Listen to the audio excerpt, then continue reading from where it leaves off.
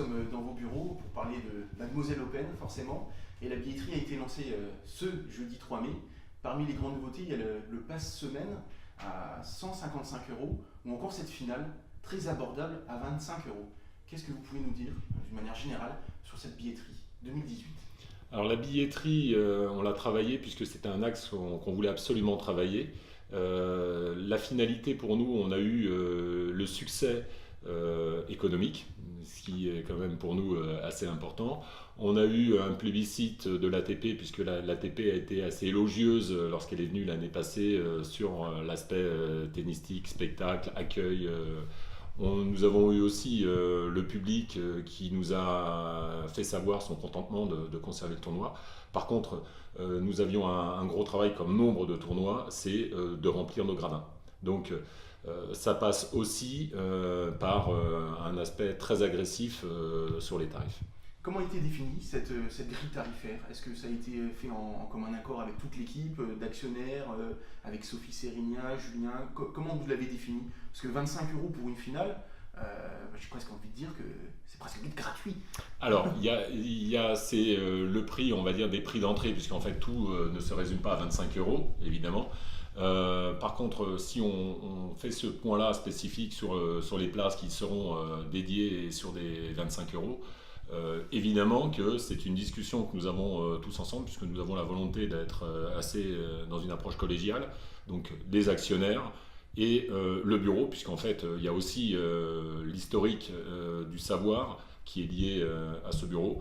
Il y a aussi le regard sur les autres tournois français, voir, parce que bon, nous n'avons pas la sensation d'avoir la science infuse de tout, donc on a travaillé sur l'ensemble de ces axes. Justement, on en a parlé avant, la stratégie, de manière générale, c'est entre guillemets, enfin faire taire ces mauvaises langues qui disent que le tournoi, les tribunes sont un peu vides en début de semaine. C'est vraiment ça, cette stratégie? Oui, même si je me répète à ce sujet-là, c'est la problématique que nous rencontrons, et rencontrée aussi à Roland-Garros, hein, pour citer aussi des grands tournois, du Grand Chelem. Mais c'est pas parce que Roland-Garros rencontre aussi cette problématique qu'on doit finalement jouer perdant systématiquement. Nous avons la volonté de se dire, bon, finalement, on a un beau tournoi, de belles affiches même à partir du lundi, du mardi. Quand on regarde aussi les qualifs de l'année passée, le dimanche, avec un Hugo Humbert qui doit réjouir l'ensemble des Mosellans, des Lorrains.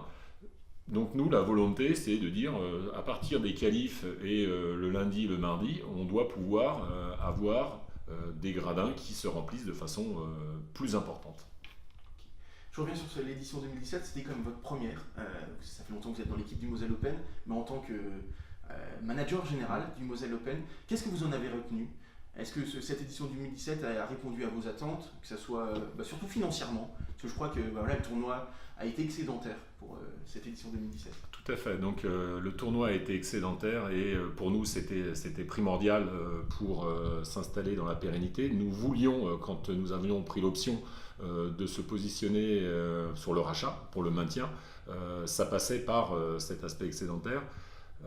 Sans certitude aucune, puisque bon, quoi qu'il en soit, même si on avait tout mis en œuvre pour que ça le soit, donc aujourd'hui satisfaction, ça nous donne des pistes donc de travail et d'amélioration, puisque l'édition 2018 va capitaliser sur 2017, tant sur l'aspect économique que sur l'aspect opérationnel, organisation, où finalement nous étions très contents, mais avec beaucoup de choses encore à parfaire, et c'est là le côté enthousiasmant de la chose.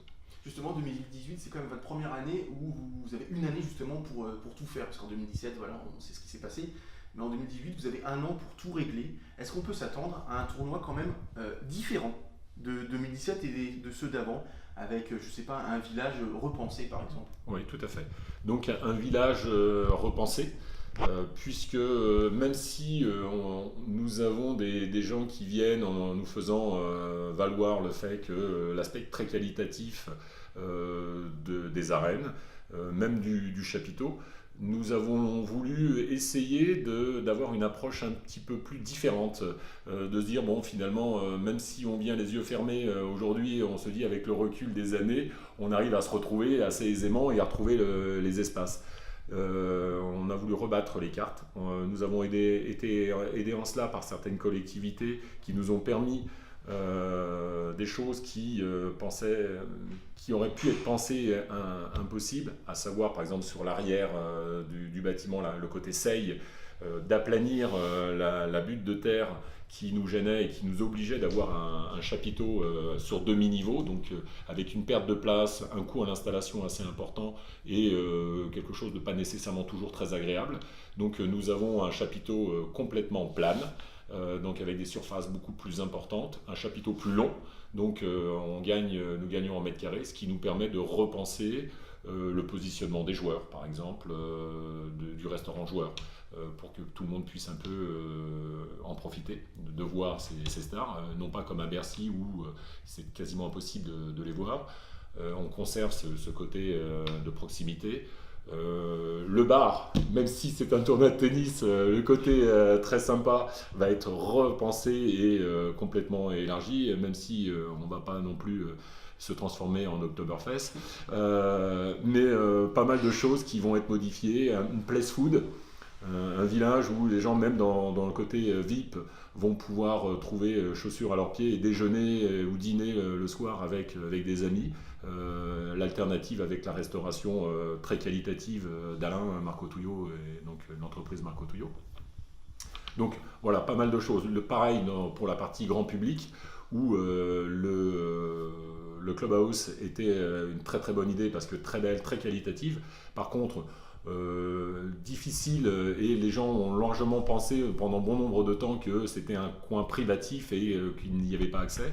Donc on a tout mis en œuvre pour que les gens puissent l'approprier. Donc ça c'est sur l'aspect accueil et sans négliger pour autant, parce qu'on n'oublie pas que nous sommes un tournoi de tennis et que la TP nous a plébiscité dans nos démarches, donc avec un plateau qui sera encore plus relevé et plus sympa que l'année passée, alors que l'année passée il était déjà à notre goût, plutôt sympa. D'ailleurs la presse, donc fait partie, nous avait fait un écho assez favorable au moment de la présentation, donc nous allons continuer dans cette démarche.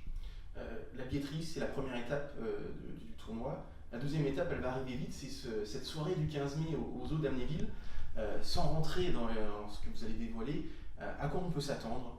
Est-ce qu'on peut s'attendre un petit peu à l'affiche, à quelques noms, peut-être un petit peu d'architecture, je ne sais pas? Alors, tout à fait. Nous, le lancement, c'est la billetterie, évidemment.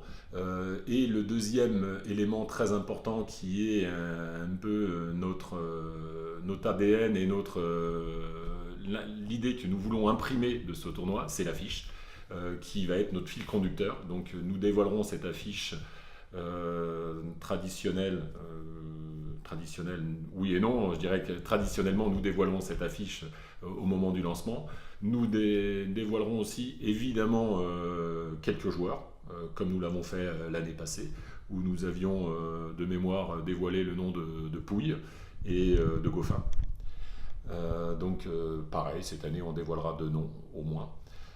Nous expliquerons aussi, puisque nous n'avons pas à rougir par rapport à ce qui se fait sur les autres tournois, en termes de site internet, et réseaux sociaux, où les amateurs sont assez friands d'aller chercher certaines informations, donc on va dévoiler des nouveaux supports numériques. Nous allons aussi dévoiler ce que j'évoquais de façon assez simpliste jusqu'à maintenant, la configuration des arènes telles qu'on va pouvoir l'exploiter, et puis d'autres surprises que nous allons évoquer lors de cette réunion. Lors de cette soirée, il y a il y a 2 invités, c'est Frédéric Hans, l'entraîneur du FC Metz, et son adjoint Arnaud Cormier. Pourquoi ce choix? Alors ce choix, puisque nous avons la volonté de nous inscrire comme un tournoi certes international, mais d'être fiers d'être sur ce territoire. Donc ces gens-là, que sont Arnaud et Fred, font partie de ce monde sportif, puisque nous estimons qu'il y a 2 événements majeurs, sans mettre les autres loin de nous, puisque il y a le hand, il y a le hockey, il y a beaucoup de sports qui sont majeurs aussi dans notre département. Mais nous avons voulu mettre à l'honneur aussi le FC Metz, et deux personnes qui nous sont chères, qui sont très charismatiques dans le sport, que sont Frédéric Hans et Arnaud Cormier, qui forment une belle doublette. Et quels qu'en soient les résultats du FC Metz, je pense que ce sont des gens qui ont eu à cœur de défendre les couleurs du club pour lequel ils interviennent. Donc il nous semblait légitime de donner la parole à ces gens-là. Puis en plus, Arnaud comme Fred viennent de Montpellier dans des saisons passées, et de la même manière, ils ont vécu au sein d'une ville où il y a aussi un ATP 250. Donc leur expérience et l'interview qui sera menée nous paraît assez intéressante. Pour terminer, je vais m'adresser non pas au manager général du Moselle Open, mais aux fans de rugby, à l'ancien rugbyman. Qu'est-ce qu'il a pensé de l'équipe de France de Jacques Brunel lors du tournoi Destination ? Alors, il s'en est fallu peu quand même pour que, il puisse éventuellement gagner le tournoi, et deux, nous gratifier d'un grand chelem. Bon, à chaque fois, il y a des choses qui ont pêché, mais j'ai tendance à dire qu'on est sur la bonne voie, et ils ont réconcilié les Français avec le rugby, et je pense que c'est déjà une première partie de gagnée. Le reste viendra, et on a vu de l'envie, de l'enthousiasme, et des gens qui n'étaient pas résignés et qui avaient envie de se battre. Et à l'issue, tous les commentaires des joueurs étaient cette insatisfaction. Et finalement, perdre comme ils ont pu perdre contre l'Écosse, il était bien français de dire finalement on a presque gagné. Non, ils avaient réellement perdu et étaient vraiment très très agacés d'avoir perdu. Et je trouve que c'était une belle satisfaction d'entendre un peu ces réactions. Donc assez satisfait et de bon augure pour la suite.